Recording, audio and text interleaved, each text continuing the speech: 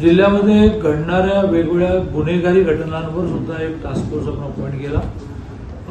सगळे DYSP त्याचे सदस्य होते आणि माझा त्यातही दावा असा आहे की यावर घटना घडू नये यासाठी दहशत काही मार्गही काढलेत।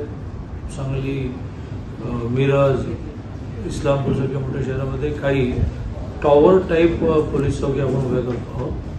त्यामुळे दहशत आणि सगळ्यात महत्त्वाचं घटना घडल्यानंतर ताबडतोब शोध लागणं, ताबडतोब चार्जशीट तयार करणं,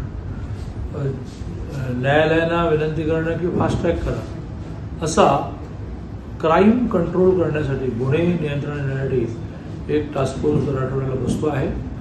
या आठवड्यामध्ये 2 मोठ्या घटना घडल्या। जतला एका व्यापाऱ्याची मोठी कॅश लांबवली गेली, ती काल सापडली आणि दुसरा कुपवाडला एक भीषण मर्डर झाला।